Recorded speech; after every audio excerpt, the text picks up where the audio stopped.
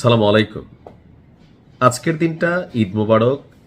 শুধুমাত্র তিনজন ব্যক্তি এবং কি তাদের সাথে কানেক্টেড যারা পিপল আছেন এবং তাদের যারা পরিবার আছেন, অবশ্যই পরিবারের জন্য ঈদের খুশির চেয়েও একটু বেশি।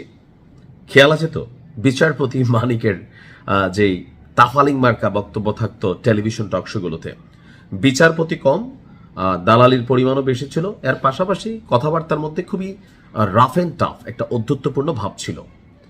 আর আরেকজন হচ্ছেন আপনার সাবেক সমাজ কল্যাণ মন্ত্রী রাশেদ খান মেনন, আর আরেকজন হচ্ছেন সাবেক তথ্যমন্ত্রী হাসানুল হক ইনু।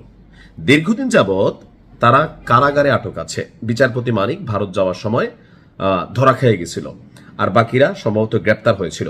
তো যাই হোক, এই তিনজন প্রায় 18-19 মাস জেল খাটার পর আজকে তারা জামিন পেয়েছে। দর্শক, সাবেক রাষ্ট্রপতি জিয়াউর রহমানকে নিয়ে আপত্তিকর মন্তব্যের অভিযোগে করা মানহানির মামলায় আপনার রাশেদ খান মেনন, সাবেক বিচারপতি আপনার শামসুদ্দিন চৌধুরী মানিক এবং তথ্যমন্ত্রী হাসানুল কিনুর জামিন হয়ে গেছে।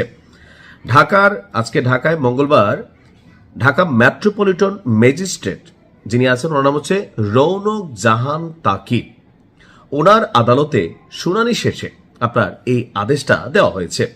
ডিএমপির প্রসিকিউশন বিভাগের উপপুলিশ কমিশনার মিয়া মোহাম্মদ আশিস বিন হাসান তিনি এই তথ্য দিয়েছেন।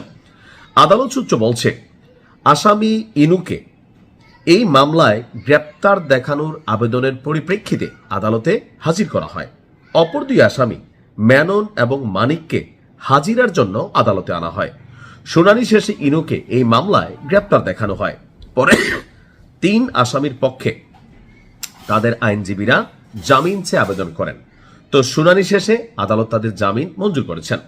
গত 21শে জানুয়ারি 2025 এই 2026-এ আপনার মানিক এবং মেননকে গ্রেপ্তার দেখানো হয়েছিল। অর্থাৎ জেলে থাকা অবস্থায় অনেকগুলো মামলার মধ্যে তারা অটো পড়ে গেছে, এমনকি তাদেরকে শর্ট দেখানো হয়েছে। এর আগে 2024 সালের 22শে আগস্ট, অর্থাৎ আওয়ামী লীগ সরকার পতনের মাত্র 15 দিনের মাথায় আইনজীবী জিয়াউল হক, সম্ভবত বিএনপি মনা বা বিএনপি পন্থী, তিনি বাদী হয়ে আদালতে মানহানির এই মামলাটি দায়ের করেছিলেন। আদালত মামলাটি গ্রহণ করে পিবিআই অর্থাৎ পুলিশ ব্যুরো অব ইনভেস্টিগেশনকে তদন্তের নির্দেশ দিয়েছিল। মামলার অভিযোগে বলা হয়েছিল যে মানিক 2022 সালের 3রা অক্টোবর একটি বেসরকারি টেলিভিশনের টক শোতে অংশ নিয়ে জিয়াউর রহমানকে রাজাকার এবং যুদ্ধাপরাধী হিসাবে উল্লেখ করেন। এই কাজটা আওয়ামী লীগ সরকারের সময় অনেকেই করছেন।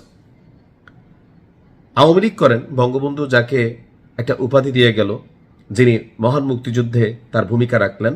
তো ওই সময় জিয়াউর রহমানকে যেভাবে ছোট করা হয়েছে, আজকের দিনে অনেকে বঙ্গবন্ধুকে ওইভাবে ছোট করার চেষ্টা করছেন।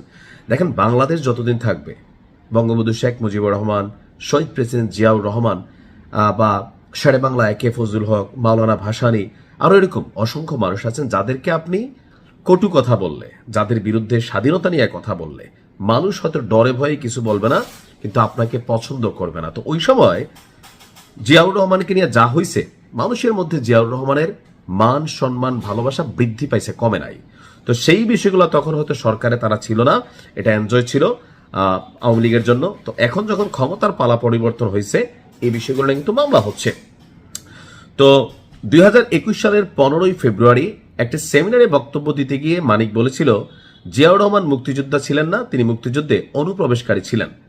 আর 2013 সালের 19শে জুলাই ভিন্ন ভিন্ন অনুষ্ঠানে অংশ নিয়ে সাবেক মন্ত্রী হাসানুল কিনু এবং রাশেদ খানও জিয়াউর রহমানকে নিয়ে আপত্তিকর মন্তব্য করেছেন। আর সেই মুখের কথাগুলোর জন্যই মামলার আসামি হয়েছে। তবে আজকের দিনে তারা এই মামলা থেকে জামিন পেয়ে গেছে, তবে সকল মামলা থেকে না। ভালো থাকুন।